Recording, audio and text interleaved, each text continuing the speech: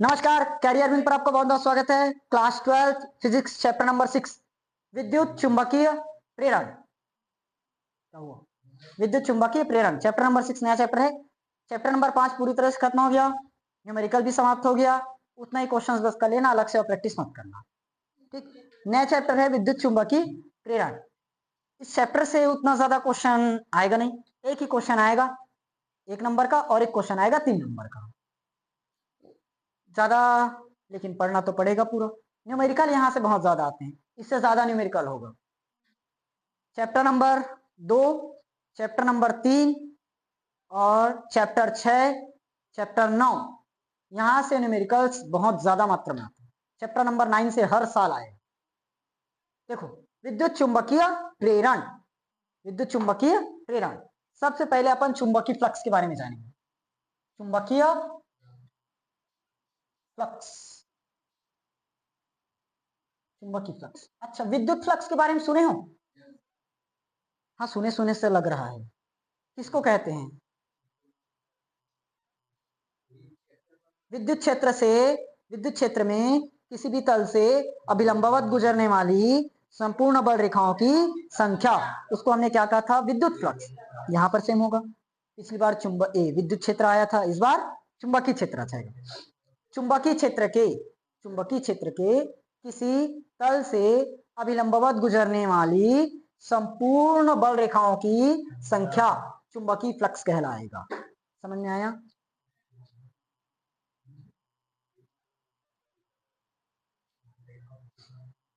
Zoom zoom zoom, 3 चीज।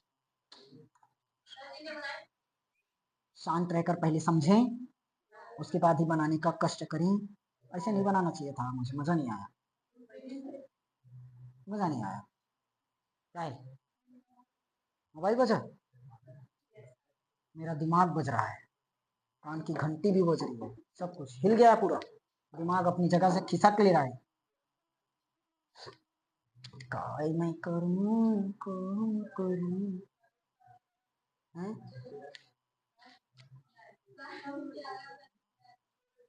देखो, this is the चुंबकीय क्षेत्र बी वेक्टर, और यहां पर बनाएगा कोण थीटा।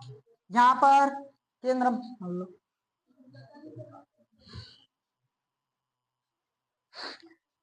ठीक आ रहा था, क्या करूं?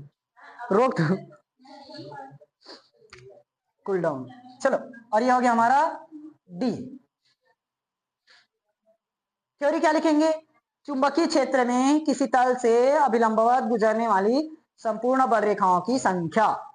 ठीक, समझ में आया? अब पूछते हैं, किसी भी चुंबकीय क्षेत्र में किसी तल से अभिलंबवत गुजरने वाली संपूर्ण बल रेखाओं की संख्या। भूल जाते हो? भूल नहीं जाते, याद ही नहीं रखते, कहां भूलेंगे। इसको दर्शाते हैं फाई बी। देखो, इलेक्ट्रिक फ्लक्स को हमने दर्शाया था फाई ई, ई से इलेक्ट्रिक फील्ड, इस बार बी से। समझ में आया? अब देखो, हमें निकालना पड़ेगा इसका व्यंजक। फाई ई बराबर ई इंटू डी ए आया था, ई इंटू, क्या हुआ? अरे डी ए ही है, एस मतलब पृष्ठ, ए मतलब क्षेत्रफल, पृष्ठीय क्षेत्रफल। ए लिखो, हाँ ए लिखो। मुझे पता है तुम लोग गाइड का देखकर बोल रहे हो, एस वाला दिमाग, ए ही लिखो। चाहे तो ई इंटू ए लिखो या ई इंटू एस लिखो। एस मतलब कंफ्यूज हो जाओगे कि क्या है। एस मतलब होता है सरफेस एरिया, एस मतलब सरफेस एरिया, पृष्ठीय क्षेत्रफल, और ए मतलब क्षेत्रफल। क्षेत्रफल बोल दिया मतलब समझ गया पृष्ठीय क्षेत्रफल है। ए को इसलिए बोला, एरिया बार बार उपयोग हो रहा है, क्षेत्रफल है। और एस मतलब सरफेस एरिया। जो तुम लोग का इंग्लिश इतना ज्यादा इंग्लिश कहाँ हो, तो हिंदी कमजोर है तो इंग्लिश कहाँ से स्ट्रॉन्ग रहेगा, इसीलिए बोल रहा हूँ ए ही लिखो। एनसीईआरटी में भी अपन ए करके ही पढ़ाते हैं। समझ में आया? स्कूल में टीचर्स ऐसे पढ़ा देते होंगे ना, E vector into D S vector, चलेगा, कोई गलत नहीं है। और मैं पढ़ाया हूँ इसको E vector into D A vector लेकर। अरे दोनों में कोई अंतर नहीं है,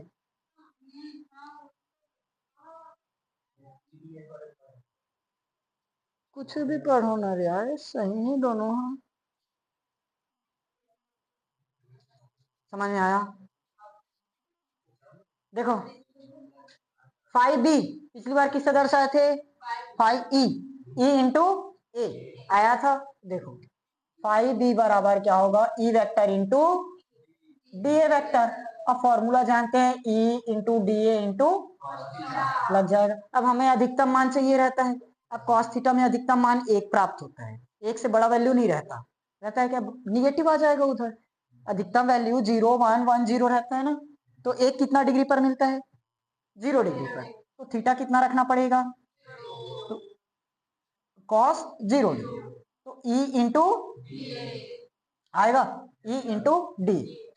और कॉस 0 का मान तो 1 हो चुका। ये कौन सा वैल्यू मिला अपने को? मैक्सिमम, अधिकतम वैल्यू।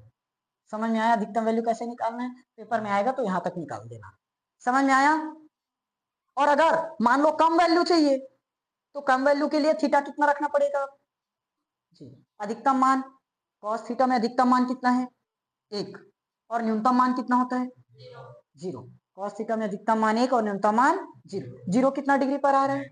90 डिग्री। तो 90 डिग्री रख देंगे तो E into D A cos 90, तो पूरा का पूरा वैल्यू क्या हो गया? वहां पर चुंबकीय फ्लक्स ही नहीं निकले। पूरा का पूरा कम में 0 और अधिकतम में ई इंटू डी। समझ में आया कि नहीं आया? क्लियर हुआ? मजा आया? मजा आया? द्विमीय सूत्र, विमीय सूत्र, ये क्वेश्चन आया हुआ है पेपर में। चुंबकीय फ्लक्स किसे कहते हैं, इसका मात्रक और विमीय सूत्र लिखिए। बताओ विमीय सूत्र के बारे में बताओ। M L square T minus square A minus 1 होता है। एम 0 आता है कि सिर्फ एम आता है? एम नहीं, एम ए एम ही है, एक ही है। क्या मैं कंफ्यूज हो गया? तो कंफ्यूज है, एक ही है जब बोल रहा हूं तो 0 बोल रहे हो। मात्रक बताओ, मात्रक बताओ। अरे चुंबकीय फ्लक्स का तुम्हें आता तो नहीं पता? वेबर। इसके पहले कितना बार पढ़े हो? या तो टेस्ला इंटू मीटर। समझ में आया? मिटार दें?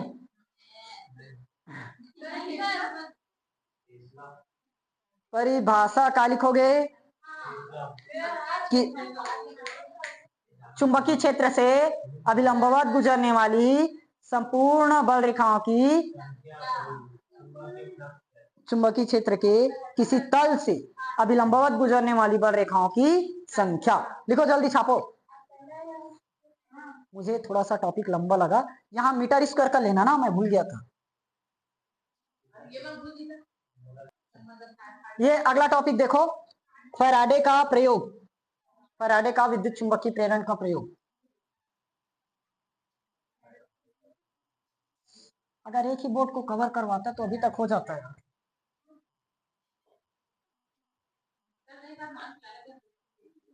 अरे वैसे नहीं बोल रहा हूँ, जैसे ऑनलाइन में पढ़ रहे हैं ना, तो सभी बोर्ड को पढ़ाना पड़ता है, इसलिए सभी टॉपिक पढ़ना पड़ता है। हमारे बोर्ड बस को अगर रहता ना तो अभी तक 10 चैप्टर नहीं 9 चैप्टर तक पहुंच गए होते। नहीं, अरे तो पूरा ही चीज पढ़ना पड़ेगा ना। क्या करूं, तो सीधा छत्तीसगढ़ बोर्ड है करके पूरा का पूरा जो इम्पोर्टेंट है वही चीज बस निकाल दूं, बाकी कॉन्सेप्ट गया कहीं? और पेपर में, और पेपर में खैर अभी तो निकालोगे, बोर्ड है, परसेंट बनाना है करके सरसरी तौर पर सामने से, और बाकी कैसे करोगे फिर जब सामने आएगा?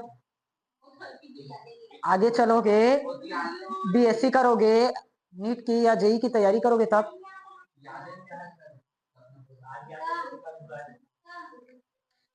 नहीं होते ना। हाँ तो तुम लोग का दिमाग वैसे है ना, बाकी का थोड़ी ना है। चलो देखो फिलहाल फैराडे का प्रयोग, फैराडे का प्रयोग।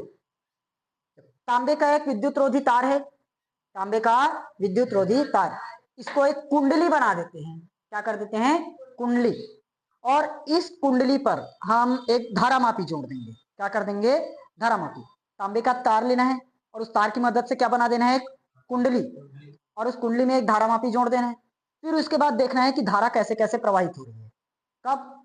चुंबक लाने पर। तांबे का तार हुआ, तांबे की तार से हमने क्या बना दिया, एक कुंडली, इसमें लगा दिया एक धारा मापी, धारा को मापने का यंत्र जी गैल्वेनोमीटर आया। और हमने अब प्रयोग किया, क्या प्रयोग किया, चुंबक को इसके नजदीक लाया, चुंबक को इसके नजदीक लाया या तो दूर लेकर गए। आया आप समझ में, तांबे का तार लेना है और कुंडली बनाए, धारामापी जोड़े और चुंबक की मदद से प्रयोग किए। क्लियर। अब उस प्रयोग के बारे में बताना है कि इन्होंने प्रयोग कैसे कैसे किया, क्या हुआ। ठीक, देखो सबसे पहले चुंबक के एन ध्रुव को, एन ऐसे चुंबक है और ये कुंडली, चुंबक के एन ध्रुव को कुंडली के पास लाते हैं, चुंबक के एन ध्रुव को कुंडली के पास लाते हैं तो धारामापी में विक्षेप एक ही दिशा में होता है। समझ में आया। एन ध्रुव को क्या करे, कुंडली के पास लाए तो धारामापी में विक्षेप एक ही दिशा में होता है। समझ में आया। दूसरा, अभी हमने एन ध्रुव को पास लाया था, अब एन ध्रुव को दूर लेकर जाएंगे तो धारामापी में विक्षेप होगा, लेकिन विक्षेप विपरीत दिशा में होगा। समझ में आया। विक्षेप क्या होगा, विपरीत। उन्होंने ऐसे प्रयोग किया था। दोनों पॉइंट समझ में आया। पहले एन ध्रुव को कुंडली के पास लाए, धारामापी में एक ही दिशा में विक्षेप हुआ। एन ध्रुव को दूर लेकर गए तो धारामापी में विक्षेप विपरीत दिशा में हुआ। क्लियर। तीसरा, अब यही प्रयोग एस ध्रुव के साथ करें, यही प्रयोग एस ध्रुव के साथ करें तो भी धारामापी में विक्षेप होगा, लेकिन अब अपोजिट, एन ध्रुव को पास लाने और एन ध्रुव को दूर ले जाने के विपरीत होगा। ये नहीं घुसा दिमाग में, एक जैसे नहीं है। सुनो, एन ध्रुव को पास लाया हो तो क्या हुआ है, एक दिशा में विक्षेप हुआ। एस ध्रुव को पास एन ध्रुव को दूर लेकर गए तो विक्षेप विपरीत दिशा, इसमें एक ही दिशा में हुआ और इसमें। अभी किसके साथ प्रयोग की हो, एन ध्रुव की एस ध्रुव, एन ध्रुव। अब किसके साथ करना है, एस ध्रुव। एस ध्रुव को पास में ला लो तो विक्षेप एक ही दिशा में होगा। क्या अपोजिट वाले में कर रहे हो तो आप विपरीत दिशा। एस ध्रुव को दूर लेकर जाओ, इसमें दूर लेकर गए थे विपरीत दिशा में हुआ, तो इसमें ये तो बोला गया है, इसीलिए बोला गया है एन ध्रुव। इतना लंबा चौड़ा तो लिखेंगे नहीं, वही बार बार थ्योरी, एक लाइन में ऐसे लिखना। यही प्रयोग, यही प्रयोग एस ध्रुव के साथ करें, इसके साथ एस ध्रुव के साथ किया जाए तो एन ध्रुव को पास लाने और एन ध्रुव को दूर ले जाने के विपरीत होता है। आया। और चाहो तो एक एक लाइन वैसे में लिखो, एस ध्रुव को पास लाएंगे तो ऐसे होगा, फिर एस ध्रुव को दूर ले जाएंगे तो ऐसे होगा। लिखते रहो। समझ में आया। अपोजिट होगा क्योंकि अपोजिट वाला ला रहे हो। एन ध्रुव को पास लाए तो एक ही दिशा में हुआ, अब एस ध्रुव को पास लाएंगे तो विपरीत दिशा में होगा। एन ध्रुव को दूर लेकर गए तो विपरीत दिशा में हुआ, एस ध्रुव को दूर लेकर जाएंगे तो एक ही दिशा में हो जाएगा। इसके अपोजिट होगा इसमें। अब आया, इन दोनों के अपोजिट इसमें होगा। एन ध्रुव का अपोजिट एस ध्रुव, एक ही दिशा का अपोजिट विपरीत दिशा, विपरीत का अपोजिट एक ही दिशा। अब आया, तीसरा समझ में आया ना। अगर एस ध्रुव के साथ करें तो एन ध्रुव को पास लाने और दूर ले जाने के क्या होगा, विपरीत विक्षेप होगा। समझ में आया। एन ध्रुव के पास लाने और दूर ले जाने के अपोजिट होगा। ठीक। चौथा, अगर हम अब चुंबक को स्थिर कर दें, क्या कर दे, चुंबक को स्थिर कर दें, चुंबक स्थिर कर दें तो विक्षेप हो पाएगा क्या, चुंबक स्थिर करने पर विक्षेप क्या होगा, शून्य हो जाएगा। समझ में आया। देखो, चुंबक को पास ला रहे हैं या दूर लेकर जा रहे हैं तभी विक्षेप हो रहा है। अब हम चुंबक रोक देंगे तो विक्षेप हो पाएगा क्या, नहीं। समझ में आ गया यहाँ तक। क्लियर हुआ। कितना पॉइंट हुआ, 4 पॉइंट। आएगा तो 3 नंबर का, चाहे 3-4 पॉइंट लिखो काफी है, लेकिन पूरा तो पढ़ना पड़ेगा, पूरा पढ़ना तो पड़ेगा। छोड़ दूं, पेपर में लिखने के लिए हो गया है।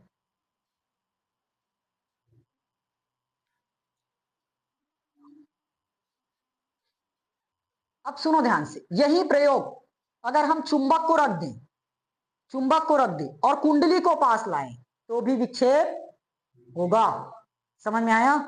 अभी हमने क्या किया था, कुंडली स्थिर रखा था और चुंबक को पास लेकर गए तो विक्षेप हुआ कि नहीं हुआ? अब क्या करोगे, चुंबक को स्थिर रख दो, कुंडली को पास लेकर जाओ तो भी विक्षेप होगा कि नहीं होगा? होगा। समझ में आया? क्लियर हुआ? लिख लोगे 5वां पॉइंट, क्या बताया? चुंबक स्थिर रखकर कुंडली को पास लाने या दूर ले जाने पर भी क्या होगा? विक्षेप। और सेम रिएक्ट करेगा, सेम रिएक्ट करेगा। जैसे एन ध्रुव है, इसको हम यहां पर लाए तो भी एक ही दिशा में जाएगा। एन ध्रुव को दूर लेकर गए, इसको भी दूर लेकर जाएंगे तो भी विक्षेप वैसे ही होगा। आया? समझ में आया? कितना पॉइंट हुआ? 5। 6वां पॉइंट क्या होगा? 6वां पॉइंट तो पूरा नहीं पढ़ना है। सुनो, अगर हम फेरों की संख्या बढ़ा दें, फेरों की संख्या, तो विक्षेप भी क्या होगा? बढ़ जाएगा। फेरों की संख्या बढ़ा देने पर विक्षेप भी क्या होगा? बढ़ जाएगा। समझ में आया?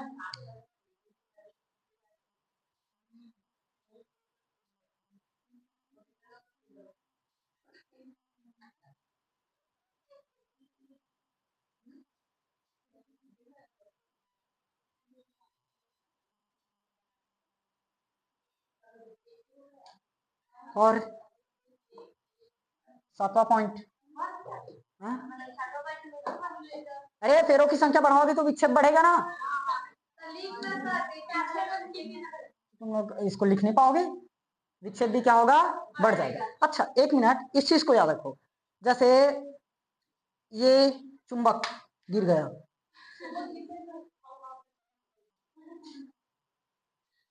ये कुंडली और ये चुंबक इस तरह से पास में ला रहे हो तो विक्षेप हो रहा है कि नहीं हो रहा है? इसको हमने स्थिर रख दिया, इसको पास में लाया तो विक्षेप हुआ कि नहीं हुआ? अब दोनों को स्थिर रख दो तो विक्षेप नहीं होगा, लेकिन इसको एकदम तेजी के साथ ला दो तो विक्षेप तेजी से होगा। समझ में आया? अधिक होगा। कैसे लिखेंगे इसको? चुंबक को तेजी से कुंडली के पास लाने पर विक्षेप क्या होगा? अधिक होगा। समझ में आया कि नहीं आया? इससे क्या पता चला? चुंबक और कुंडली के मध्य आपेक्षिक गति होती है तभी विक्षेप होता है। समझ में आया? देखो दोनों के मध्य गति हुआ है तभी विक्षेप हुआ। किसी एक को स्थिर रखो, उसको पास लेकर जाओ, अगर दोनों का दोनों स्थिर हो गया मतलब विक्षेप 0। समझ में आया? तो इससे क्या पता चला? 9वां पॉइंट आ गया। अरे समझ गया ना? क्या लिखोगे? चुंबक और कुंडल के मध्य आपेक्षिक गति होने पर ही क्या होती है? धारामापी में विक्षेप होता है।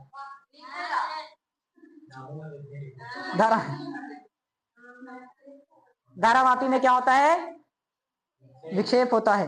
समझ में आया कि नहीं आया? घुसा कुछ दिमाग में? अच्छा ये तो हो गया। इसके आधार पर क्या निष्कर्ष निकाले हो? कैसे लिखते? निष्कर्ष 3 नंबर का हो, 2 पॉइंट लिखोगे तो 1 नंबर मिलेगा। तो नहीं है तो कहां से लाऊं? प्रयोग खत्म, प्रयोग खत्म, इतना ही प्रयोग किए थे। अब बताओ इससे क्या पता चला? क्या निष्कर्ष निकला? कुंडली को हमने स्थिर रखा है, चुंबक को पास में लेकर गए, या चुंबक स्थिर रखे कुंडली को पास में लेकर गए, तो एक ही चीज है कि एक न एक चीज चलना चाहिए, आपेक्षिक गति होना चाहिए। तो आपेक्षिक गति हो रहा है तो ऐसे क्या कारण है कि इसमें विक्षेप हो जाए? आपेक्षिक गति हो रहा है तो बल रेखाओं की संख्या में परिवर्तित होते जाता है। बल रेखाओं की संख्या में क्या होता जाता है, परिवर्तित, जिसके कारण से चुंबकीय फ्लक्स भी बदलते रहता है। जो वही कर रहे हैं, वही है तुम लोगों के काम। समझ में आया?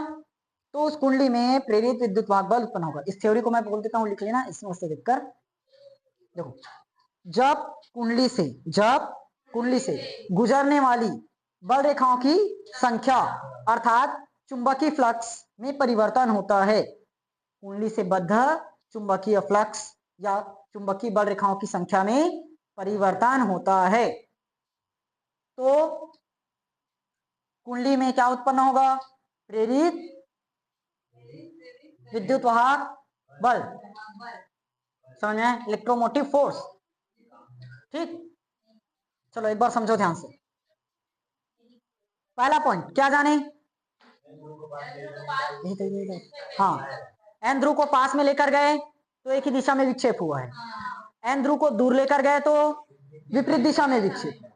उसके बाद एस ध्रुव को एन ध्रुव को पास लाए, सॉरी, यही प्रयोग अगर एस ध्रुव के साथ करें, यही प्रयोग एस ध्रुव के साथ करें तो विक्षेप एन ध्रुव को पास लाने और दूर ले जाने के विपरीत होगा। समझ में आया? यही प्रयोग एस ध्रुव के साथ करे तो एन ध्रुव को पास लाने और दूर ले जाने के विपरीत दिशा में विक्षेप होगा। आया? उसके बाद चुंबक स्थिर करने पर विक्षेप 0 हो जाएगा। चुंबक स्थिर रखकर कुंडली को पास लाए या दूर लेकर गए तो भी विक्षेप होगा। चुंबक को स्थिर रख दिया, कुंडली को पास मिला लिया तो भी विक्षेप होगा। अगर फेरों की संख्या बढ़ा दिए तो विक्षेप भी, चुंबक को तेजी से कुंडली के पास लाए तो भी विक्षेप अधिक होगा। चुंबक और कुंडली के मध्य अपेक्षित गति होने पर ही विक्षेप हो रहा है। समझ में आया? अगर एक स्थिर हो गया मतलब विक्षेप ना हो पाएंगे।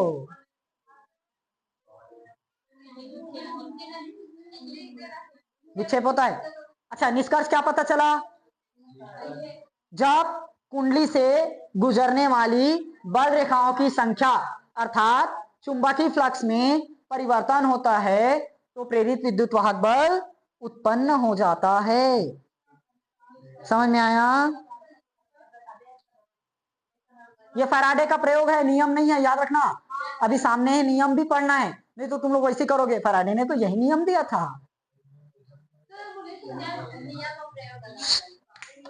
खत्म। First class. अच्छा लगा होगा तो पढ़ लेना।